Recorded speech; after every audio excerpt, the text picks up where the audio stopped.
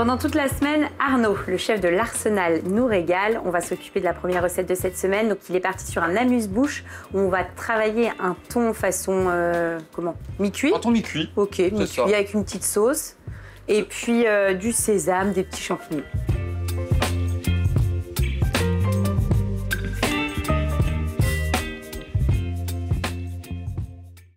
Donc là, on va travailler du thon. Thon albacore, c'est ça.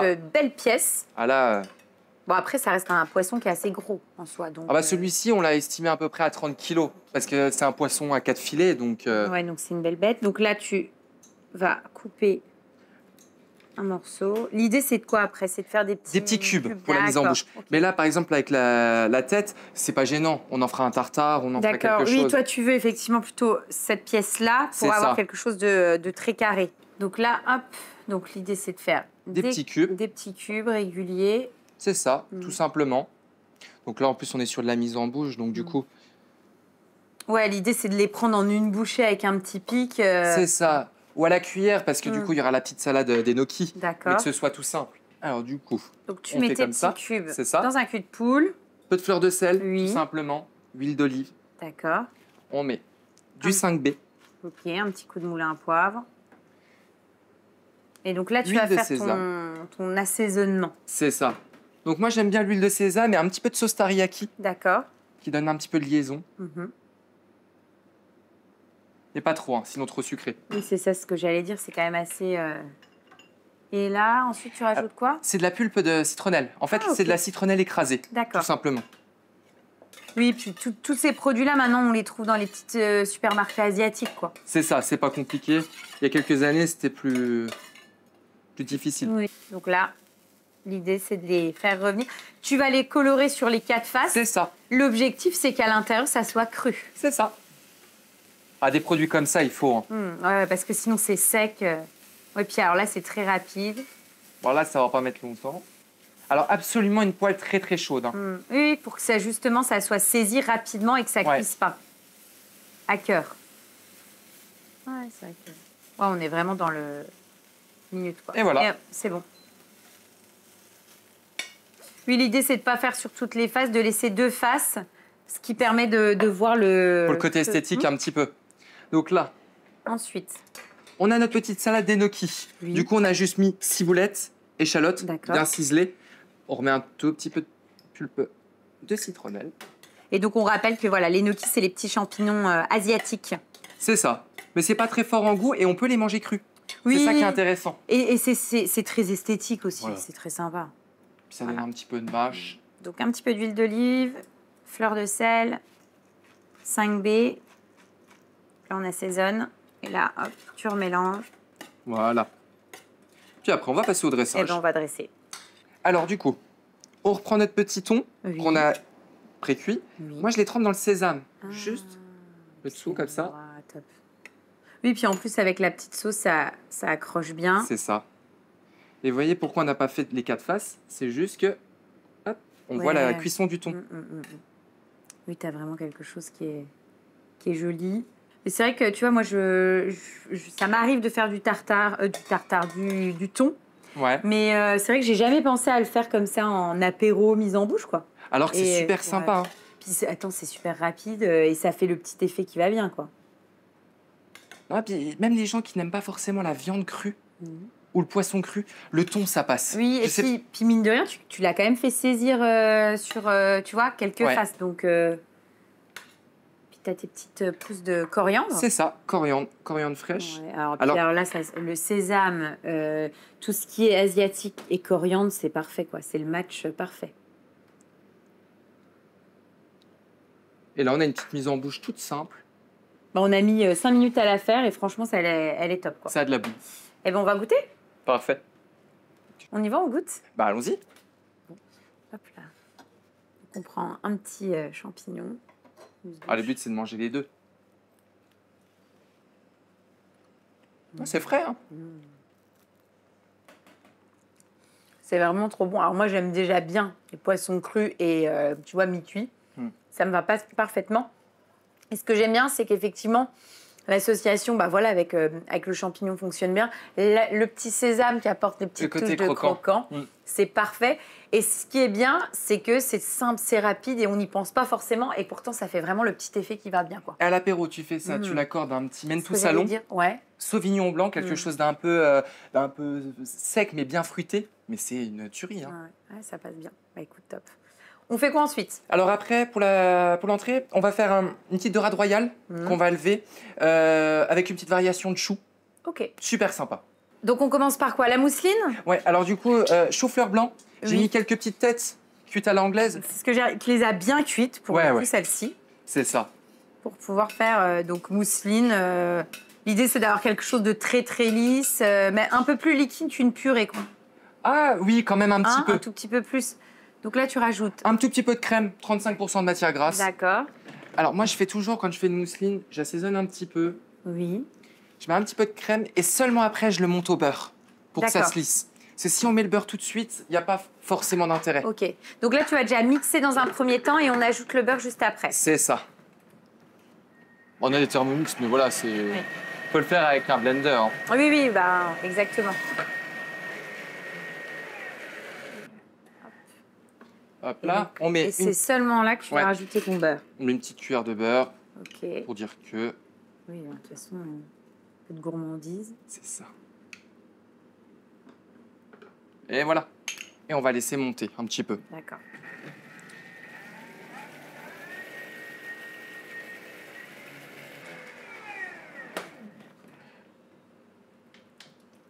Et voilà. Ça donne quoi? Ça te va? Nickel. Bon, ok. Donc ça, c'est bon. On a vraiment quelque chose de très lisse. Oui.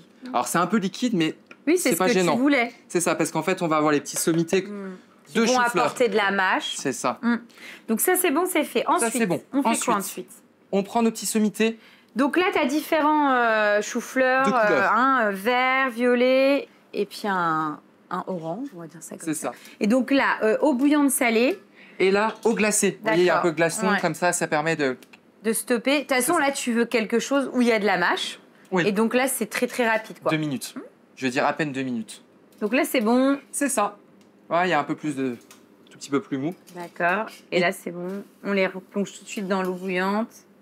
Voilà. En plus, comme ça fixe bien les couleurs. C'est ça. Et là, on n'est pas trop mal. Donc, on peut laisser comme ça. Hein. Oui, on les laisse. Et puis, on va s'occuper de notre... quoi? On fait quoi? Notre dorade? On va faire la dorade. Alors, du coup, là, on est sur la dorade royale. D'accord. On est sur de la 600-800 grammes. Okay, c'est déjà une belle... c'est ce que j'allais dire. Une belle taille. Donc là, tu vas... Pas vraiment compliqué. Donc t'as déjà retiré les écailles. Hein. C'est ça, on l'a écaillé tout à l'heure, c'était pour pas que ça trisse de partout. Oui. Alors, du coup, oui, on taille juste là. Après, on longe l'arête centrale. D'accord. Alors, toujours bien la main à plat. Oui. Hein. Sinon, une fois qu'on est comme ça... Oui, t'as juste à gratter finalement et à suivre l'arête, quoi. C'est ça, pour pas qu'il y ait de perte sur le poisson. Mais après, avec les arêtes, personnellement, pour le restaurant, nous, on en fait des fumées, des sauces. On les jette pas. Hein. Oui, alors après, ça, c'est pareil. Là, tu es en train de le faire, Arnaud. Maintenant, à la maison, tu vas chez ton poissonnier, il te le fait. Quoi. Oui. Ça, puis à la limite, tu récupères. Moi, c'est ce que je fais, c'est que je demande au poissonnier de le faire. Je récupère la carcasse, puis tu vois, je fais mes fonds. Mais après, ça peut être sympa d'essayer une fois aussi, quand on a le temps. Oui. Ça peut être sympa. Oui, voilà. Oui. Donc là... On a enlevé les arêtes. Donc là, tu vas portionner, hein, on va dire ça comme ça. Alors du coup, je coupe juste la queue, parce qu'il n'y a pas trop d'intérêt. Donc là, vu que c'est une entrée, on fait des petits morceaux. Oui, bah... Voilà. Super.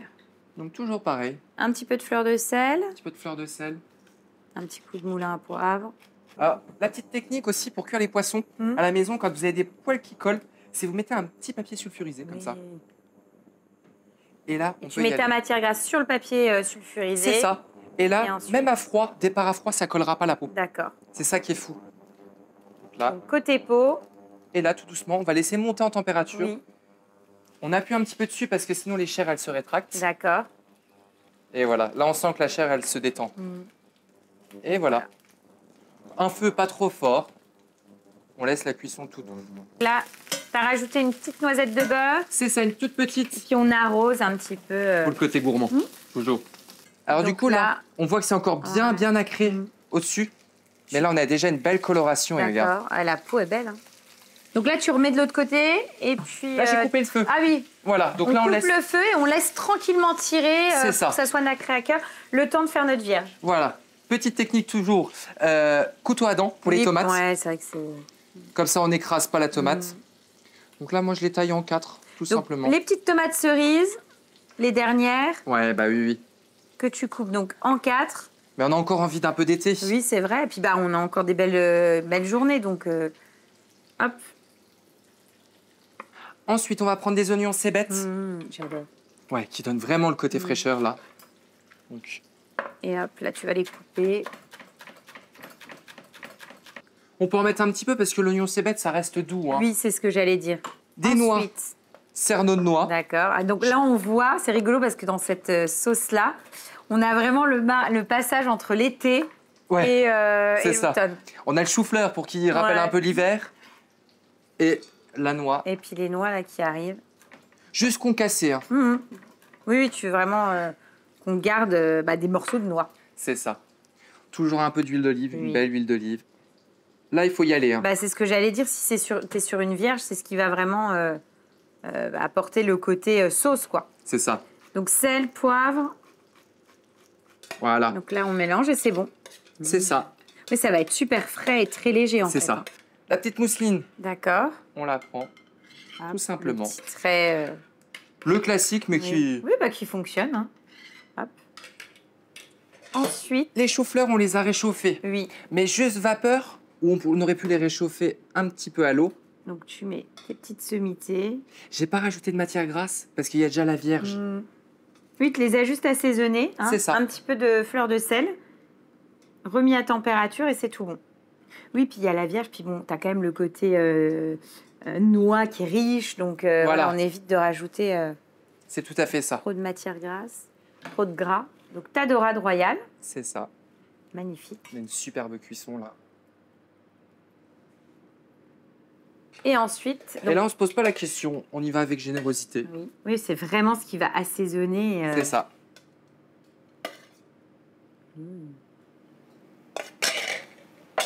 On peut rajouter de la vinaigrette. La vinaigrette, c'est une micro-pousse. Oui, et puis ça va apporter aussi un petit peu d'esthétique, de relief. Voilà. Et la vinaigrette, c'est de la micro-pousse d'épinards. Et voilà. Super. Bon, on va goûter. Ouais. Bon, on goûte. En tout cas, c'est très beau. Je vais goûter un petit peu avec les noix. Ce qui fait le plat aussi, c'est la qualité du poisson. C'est vrai. C'est top. C'est vrai que c'est top parce que, en fait, ce que je disais tout à l'heure quand on a préparé la recette, tu as vraiment l'association et la rencontre entre la fin de l'été et le début de l'automne à travers une seule recette. Mais il y a quand même cette touche de fraîcheur qui est apportée par la cébette, les tomates et puis le fait que la vierge soit froide. Et puis, tu as quand même le petit côté gourmand avec le chou-fleur et notamment la petite mousseline. Donc, non, c'est top. C'est très, très bon. Et c'est beau. Et c'est pareil, on l'a fait en 5 minutes, c'était réglé. C'est le but. C'est de faire des choses assez non, c'est bien. J'aime beaucoup cette recette-là. On fait quoi ensuite, Arnaud? Après, là, on va partir sur un petit tartare de bœuf. J'ai pas envie de quitter l'été. Donc, un petit tartare de bœuf bien épicé avec roquette, quelque chose de frais. Donc, on commence par quoi pour notre tartare? On va déjà tailler la viande. Oui. Du coup, pareil, quelque chose. Donc là, c'est quelle pièce exactement? Là, j'ai pris du filet de bœuf. D'accord. Donc, quand tu fais un tartare, tu prends du filet ou pas forcément? Quelles sont les pièces justement que tu me recommandes? Alors, quand on le fait au couteau, avec des morceaux un petit peu gros, il faut prendre une belle qualité de viande très tendre parce qu'il faut mâcher. Par contre, si vous prenez un tartare qui est haché, on peut prendre du rond de gîte. D'accord. Voilà. Des pièces qui sont même plus fermes, c'est pas gênant parce qu'on casse les fibres. Alors que là, voilà, j'ai pris du filet de bœuf. C'est un peu moins fort en goût, mais c'est très très bon. Alors là, je suis dans le sens des fibres. Par contre, dans l'autre côté, il faut absolument casser les fibres. D'accord. Parce que c'est ça qui donne la tendreté de la viande. Mais les amateurs de viande, de toute façon, en général, adorent le tartare au couteau. Oui. Puis après, si c'est comme moi j'aime des petites portions de tartare. Alors voilà, peut-être que c'est ça aussi, c'est que le fait de le proposer aussi en entrée, tu vois, c'est plus... parce que moi, au bout de quelques cuillerées... ça peut être écœurant. Ben voilà, je suis pas... j'aime bien en manger, mais un petit peu, en petite quantité. Donc là, tu le mets dans ton cul de poule. Voilà. Et ensuite, on passe à l'assaisonnement. Alors là, on peut déjà tailler la ciboulette. Parce que ce qui fait aussi la qualité, on va dire le succès d'un tartare, c'est et la qualité de la viande, on est d'accord. Mais c'est l'assaisonnement qui va faire que ça fait... Surtout l'assaisonnement. Ouais, c'est ça.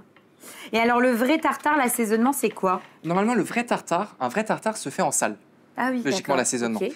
On les retrouve encore en minutes, en fait. Ouais, on les retrouve encore dans certaines brasseries parisiennes. On va mettre un petit peu d'oignon rouge, tout simplement. Donc là, on va faire notre mayonnaise. Bon, classique. Donc, jaune d'œuf. Un jaune d'œuf. Et là, tu as pris de la moutarde à l'ancienne. C'est mon péché mignon. Moi aussi, j'adore la moutarde à l'ancienne. Donc. Et ensuite, tu mélanges le tout. Et là, alors, tu veux que je tienne ça? Allez. Hop. Je vais peut-être t'embaucher tous les jours. Ouais, écoute. Donc, tu rajoutes donc, à l'huile d'olive. Hein. C'est ça. Et bah, top. Un petit peu de sel. Beaucoup de sel. Ça va, ça va. Un petit coup de moulin à poivre. Et moi, j'ai un petit péché mignon aussi dans le tartare, des épices tandoori. Ah, d'accord. Je sais pas si vous connaissez. Ben, on va avoir du paprika. Ouais, ça va vraiment donner du peps, quoi. C'est ça. Donc là, tu as les deux éléments et on va les rassembler. Enfin, tu vas assaisonner avec ta mayonnaise à l'ancienne. Petit à petit, parce que pas que ce soit trop. Voilà. Oui, là, c'est bien. Et là, pour moi, on a la belle texture. D'accord. Pour moi, on est top. Eh bien, super. Donc là, on n'a plus qu'à dresser. C'est ça. Hein? Donc, tu mets ton tartare. Vous avez vu, la portion, c'est vraiment tout petit. Hein. Oui, mais on est sur une entrée en même temps. Ensuite, donc, tu as pris de la roquette. Ça te donne du volume dans ton assiette. Et un petit peu d'amertume. C'est ce que j'aime dans la roquette. Oui, c'est ce que tu recherches là pour cette recette-là. C'est ça.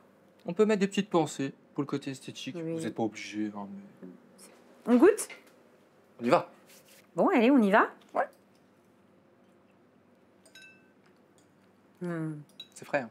En fait, ce que j'aime beaucoup, c'est l'ajout de tandoori.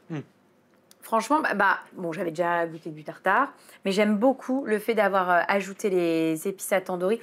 Ça sort un petit peu des sentiers battus. C'est pas le tartare que tu manges partout, etc. Et j'aime beaucoup le rendu et l'association d'ailleurs avec le côté moutarde à l'ancienne, le côté amertume de la roquette et les épices à tandoori. C'est très bon, très frais. Vraiment, je vous recommande d'ajouter cette petite touche-là. Mais par contre, tu as vu du coup, pas de tabasco, non, pas de Worcestershire sauce, rien du tout. Juste épices tandoori. Oui, donc en fait, en plus de ça, ça simplifie. Tu n'es pas obligé de mettre beaucoup de choses. Non, c'est top. Franchement. Il ne faut pas tout rajouter, sinon ça fait trop de saveur. Non, c'est vraiment bien. On fait quoi ensuite pour le plat? Alors après, pour le plat, on va faire de la plomade porc. Une partie qu'on n'y pense pas souvent, mais juste rôti, c'est très bon. Et une petite déclinaison de carottes.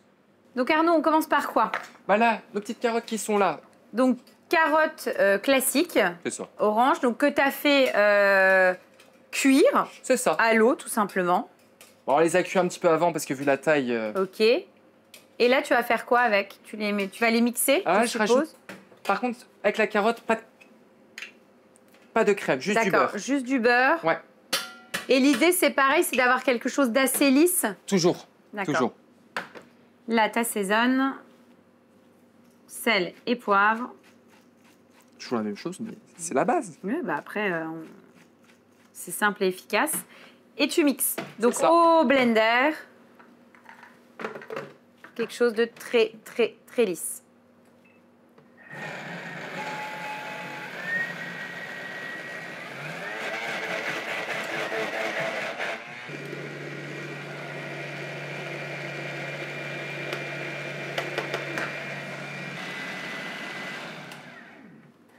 Donc là, c'est bon. Donc, tu as quelque chose en texture, ça te va? Ouais. C'est ce que tu voulais? Nickel. Eh bien, super. Bien. Donc là, la mousseline de carottes est prête. On fait quoi ensuite? Alors là, dans la même eau, on peut remettre nos petites carottes fan qui se trouvent juste ici. D'accord. On les blanchit. Oui. On les laisse tranquille.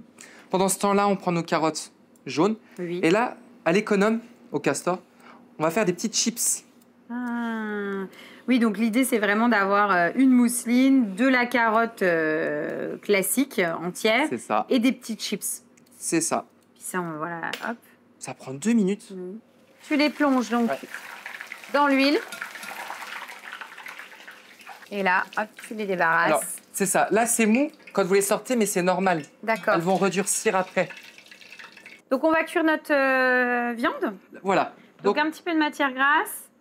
Tu l'assaisonnes avec de la fleur de sel Et donc là, une poêle bien chaude. Toujours. Et tu vas les saisir. Voilà. La plouma, ça se mange rosé à cœur. D'accord. Oui, donc là, ça va être une cuisson pareille, assez rapide, comme ta poêle est bien chaude. C'est ça. Oui, comme tu l'as saisi bien. On le voit, en fait, là, les parties qu'on pensait de gras, en fait, c'est en train de croûter. Oui, tout à fait. Donc, une petite noisette de beurre ou deux. Et là, généreux. Ah bon? Donc là, ça va nourrir la viande. C'est ça. Et tu l'accompagneras avec un jus. C'est ça. Jus de viande que tu as fait, quoi, c'est un... Alors, nous, on fait des jus de veau vraiment à l'ancienne. D'accord. Donc, on les fait cuire pendant 2 jours, minimum. Ah ouais. Os de veau, pied de veau, beaucoup de vin rouge. D'accord, et tu laisses réduire. Concentré de tomate. On remouille 3 fois pour avoir quelque chose de vraiment... de très fort en goût, quoi. Enfin, voilà, tu veux quelque chose, une sauce bien marquée. Oui.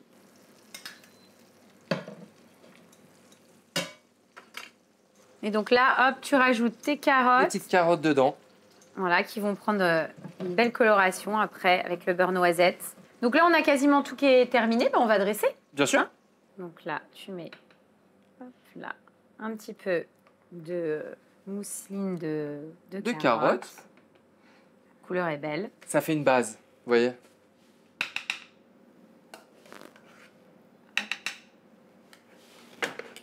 Ensuite, on a taillé les petites carottes qui ont été rôties au beurre noisette. Qu'on va positionner donc dans notre assiette. Donc on retrouve le légume presque entier et brut. Donc là, on les met comme ça. Les blanches, j'ai décidé de les laisser complètement entières. Donc là, la fan de carotte, ça se mange. Donc on n'hésite pas à la conserver. À la conserver. C'est vrai. Puis ça donne du goût et en plus, tu vois, visuellement, ça... Ça rappelle la carotte. Bah, et puis, ça te permet de décorer une assiette avec quelque chose que tu as sous le coude, quoi. Tu l'as. Ensuite, tes petites chips. Donc ensuite, tu mets ta pièce de porc. Fleur de sel. Et c'est tout bon. Et le petit jus, on le servira au dernier moment. C'est ça. Eh ben, on goûte, on y va. Donc, on va goûter. Ouais. Tu mets donc un petit peu de jus, ouais. Ah, super. Que tu sers au dernier moment. C'est vrai que c'est bien au moins. Et oui. Et puis, ben, on y va. Alors, ça dit quoi? C'est bon? J'adore cette partie parce que c'est un peu gélatineux, mais c'est tendre à la fois. Mais c'est divin. Il y a très peu de viande qu'on la texture là. C'est hyper gourmand. Moi, je suis pas fan des viandes, justement, où forcément c'est gras, etc. Mais là, je trouve que le fait de l'avoir croûté comme ça et d'avoir fait un peu une cuisson riz de veau, en fait, hein, c'est ça. Ça donne toute la gourmandise. Et c'est vrai qu'avec tes petites carottes que tu retrouves en textures différentes, c'est bon, c'est gourmand, c'est efficace. Et le jus. Et le jus, ouais, il a tombé par terre. Non, c'est trop bon. Franchement, c'est top, Arnaud. On va terminer avec un dessert. C'est ça. On fait quoi? Du chocolat. Ah, T'as vraiment voulu me faire plaisir. Rencontre entre le chocolat et le calamansi. Donc, on commence par quoi? Par le crumble cacao. Ça marche. Donc, tu as tous les ingrédients. On va les mettre dans le robot. C'est ça. Si vous n'avez pas de robot à la maison, une paire de gants à la mano, ça marche très bien. C'est ça. Mais attention les ongles. Hein. Oui, c'est ça. Il me taquine parce que je n'ai pas voulu le faire avec les mains et le robot. Mais non, mais ça marche super bien. Ah, mais oui, c'est sûr. Et puis c'est plus rapide. Donc, on fait crémer le sucre et le beurre. D'accord. Donc, beurre à température ambiante. Ouais. Alors, du coup, c'est un temps pour temps pour le beurre. La poudre d'amande. Oui. Et après, c'est un temps pour temps. Donc, la moitié. Donc, là, j'ai mis 120, 120. Et après, c'est 60 pour la farine, le cacao et le sucre. D'accord. Eh ben, c'est simple hein, comme recette. Il n'y a pas plus simple. Bon, allez. Donc, on mélange. Bon, sachant que c'est une recette, il faut tout préparer en avance. Parce que ça a besoin de temps de repos quand même. Alors, le mieux, c'est quand même de le faire reposer avant la cuisson. Oui, ok. Quand même. Après, ça marche quand même si... Oui, si on le cuit dans la foulée, mais... Et donc, ensuite, tu mets donc ta poudre d'amande. Ouais. Le cacao. Oui. Cacao... Amer. D'accord. Vin ou tenne, pas sucré. Ouais. Oui. Le classique. C'est ça.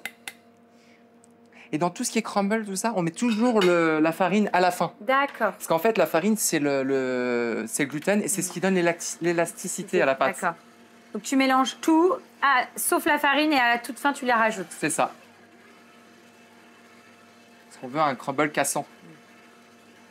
Et donc, ensuite, progressivement... Bon, on pourrait le mettre, c'est parce que là... voilà. Tu ajoutes ta farine. Ce que j'aime bien dans le crumble, c'est que ça apporte tout de suite du croquant, de la gourmandise dans un dessert. Et c'est facile et rapide à faire. Et puis ça va sur tout style recette. Ouais, chocolat, fruits, tout. Et voilà, tout simplement. Et là, c'est bon.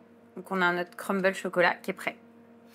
Donc on le débarrasse sur une plaque. C'est ça.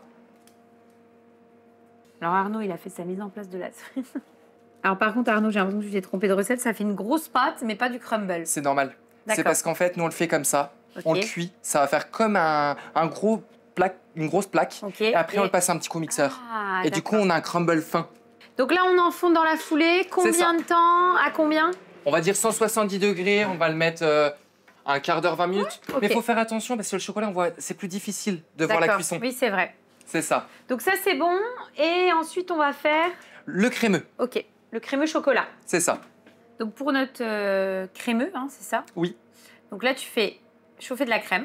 Ouais. Alors là, c'est moitié-moitié. Donc du coup, je mets de la crème à 35% et de la crème à 30%. D'accord. Et en quantité, là, t'as quoi? Alors là, j'ai 300 et 300. D'accord. Ensuite, on prend les jaunes d'œufs. Oui.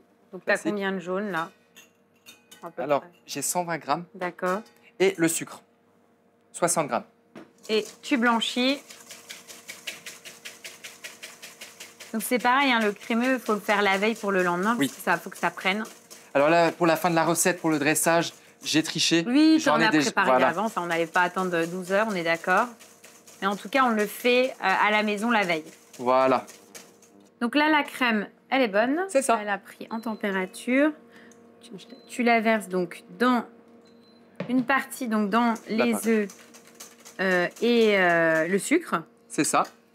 De toute façon, là, on est dans le même esprit qu'une crème anglaise. C'est exactement ça. Tu veux le même rendu. Exactement. Même si ça aboue un tout petit peu par rapport à la crème anglaise, il ne faut absolument pas. C'est moins gênant. D'accord. Mais en tout cas, tu veux quelque chose de nappant. Un peu plus épais. Un tout petit peu plus épais. Oui, ça crémeux, quoi. Voilà, mais j'hésite pas à le faire un peu plus chauffer qu'une crème anglaise. D'accord. Et ton chocolat, tu vas le mettre à quel moment? Et voilà. Une fois qu'on est comme ça. D'accord. Là, je vais mettre le chocolat. Alors non, on va faire l'inverse. Ah, on le met dessus, d'accord. C'est ça. Et hop. Et là, on verse un peu comme une ganache. Oui, oui. Sauf qu'on le fait avec une base, pas que de crème et œuf. Le chocolat, tu avais pris un combien de pourcents? Alors 55. D'accord. Mais c'est vrai que je suis assez étonnée, tu vois, moi j'adore le chocolat. Et je trouve que dans les cuisines, les chefs, vous travaillez souvent du chocolat en dessert, pas très élevé en pourcentage de chocolat. Hein. C'est parce que quoi? Pour que tout le monde puisse trouver son compte et apprécier. Ouais, c'est vrai que l'avantage d'un chocolat peut-être à 55, c'est que tu arrives à toucher ceux qui aiment le chocolat au lait et ceux qui aiment quand même le chocolat noir. C'est un peu le principe. Ah, puis le problème aussi du chocolat, c'est 55. Il y a quand même pas mal de matière grasse dans le chocolat. Donc on peut le travailler plus facilement. Qu'un chocolat très noir, il durcit très vite. Oui, et puis dans les préparations. Il est épicé, alors sauf un vrai amateur, mais ça peut être plus vite écœurant. Ouais. Surtout en dessert, en fait. Et donc, hop, là, tu coules donc dans tes petits moules. Et du coup, il faut le verser à chaud. Hein. Oui, oui, d'accord. Nous, on le fait dans la forme là, mais on pourrait le faire dans toutes les... Oui, après, peu importe le moule, l'idée, en tout cas, c'est de le couler pour qu'il ait une certaine forme. Et si à la maison, on n'a pas de moule, on peut le verser en verrine. Ah oui, oui, oui, exact. Ça peut être sympa aussi. Donc ça, on réserve au frais. Et puis toi, tu vas nous sortir celui que tu as préparé. C'est ça, congélateur, hein, pour pouvoir le démouler. Ok. C'est quoi, du chocolat fondu? Non, alors, pour que ça reste liquide comme ça, cacao et eau. Ah d'accord, ok, tout simplement. Ouais. Et puis hop, tu le dresses au pinceau. Voilà. Super. Alors l'entremet qu'on a du coup décongelé, démoulé, on l'a floqué avec un spray velours. Bon après, là toi c'est vraiment le petit truc bonus, mais à la maison, on le fait avant que tu floques, j'ai vu c'était très lisse et ça fonctionne quoi. Bien sûr, bien sûr. Ça, on met. Donc ensuite, le crumble, le fameux crumble qu'on avait préparé, qui donne un petit peu de texture. Nous on prépare des petites meringues comme ça, toujours au cacao. Pour ajouter une autre texture. C'est ça, des petites tuiles au chocolat. Au chocolat. Et ensuite, on met une boule de sorbet au calamansi sur notre crumble. Pour pas qu'elle roule. C'est ça. On met de la tsinacresse. Donc ça a un goût quoi? Réglisse. Ah oui, ok. Ouais, ça a des petites notes de réglisse. Ouais, puis tout de suite, ça apporte une petite touche de verdure. Et le petit gel au calamansi. Donc ça, c'est simplement quoi? Jus de calamansi. D'accord. Un petit peu d'eau, parce que sinon, c'est trop acide. Okay. Et agar-agar. D'accord. Et voilà. Eh bien, super. Eh ben, on va goûter. Parfait. Attends, je prends un petit peu de tout. J'essaie. En fait, c'est vraiment top parce que le chocolat en été, enfin, ou fin d'été, t'as toujours peur que ça soit lourd quand il fait chaud. Et le fait de l'associer comme ça avec le calamansi, tout de suite, ça calme le jeu. Et t'as vraiment ce côté très fraîcheur. Et c'est vrai que l'entremets est pas lourd du tout. Donc, non, c'est parfait. Et la quantité, t'as vu, il n'y en a pas non plus énorme. Il en manque un petit peu pour moi. Mais bon, c'est pas grave. Je mangerai la fin de ton assiette. Bravo. Bon, en tout cas, vous m'aurez compris, c'est excellent. Bah, merci beaucoup, Arnaud, pour toutes tes recettes cette semaine, parce qu'on a bien rigolé à chaque fois qu'on vient ici. C'est vrai qu'on rigole beaucoup avec Arnaud. C'est un voilà. peu de sa faute aussi. Non, je décline toute responsabilité. En tout cas, on reviendra l'année prochaine. Et bien, l'année prochaine.